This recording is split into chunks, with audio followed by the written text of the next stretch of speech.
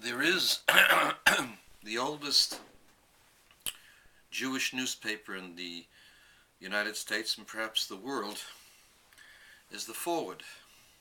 I remember my father reading the Forward when we came to this country in 1950. So for me it dates back over 60 years, and there are pleasant memories associated with the Forward. And over the years I have not read the Forward, primarily because it is a left-wing and anti-religious newspaper.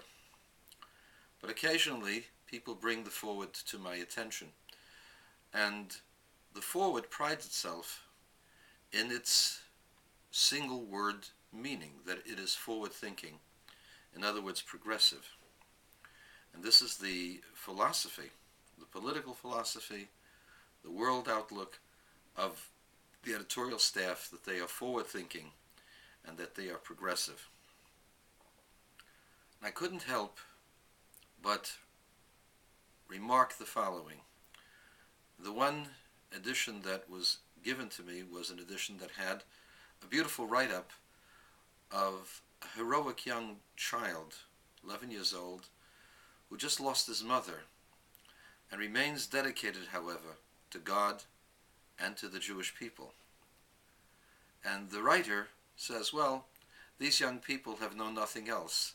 They've had no choice. They've not experienced any. But if they would, implying, if they would know what we know intellectually, then they wouldn't be that way.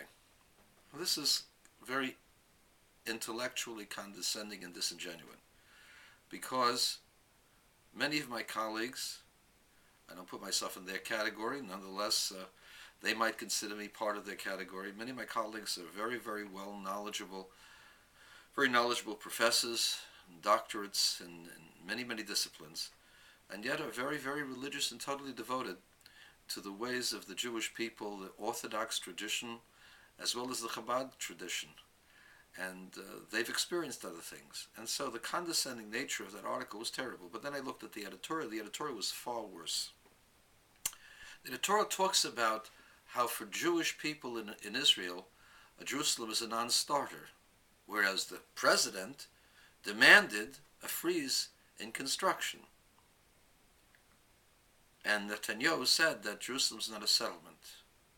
Well, they say in their wisdom, Jordan and Egypt had no claim on Jerusalem, but the Palestinians do. Wait a second. Palestinians, they were not an entity ever. There was never a country called Palestine. And I got news for you, Mr. Know-it-all. Jerusalem, the old city of Jerusalem, was 65% Jewish. Less than a third of the inhabitants of the old city of Jerusalem before 1948 were Arabs. There was a significant Christian population. There's still the Armenian quarter, the Christian quarter, and the so-called Arab quarter was primarily owned by Jewish people. If you go throughout the entire old city, you see places where mezuzahs were ripped out by the Arabs. And another thing, my dear friends, Mr. Forward-thinking progressives, I have no argument with people who, in their own conscience, don't believe the way I do. That's their choice, that's their education, that's their experience, that's their intellect. But I do have a problem with people who divorce themselves from the traditions and the histories of their people. Irish people look lovingly at Ireland. Italians, their mother country was Italy, and they love this country better. They stay here. But I want you to understand that they all have a feeling for the place from which they came from. They have an association, a filiality, if not some kind of commitment. We Jews have a 4,000-year history, if not longer. And in those 4,000 years, Jerusalem played a central role for more than 3,000 of those years. Even in the time of Abraham, there was a Salem or Shalem, which is part of Jerusalem. And Jerusalem was a holy city and was central to what Abraham did. And so, for about 3,700 years, we Jews have focused our attention toward the city of Jerusalem. Jerusalem was our hope and our dream. The reason why Jews moved back to Israel was not for Tel Aviv. It was not for Haifa. It was not for Holon. It was for the hills of Jerusalem. For that is the city of Zion.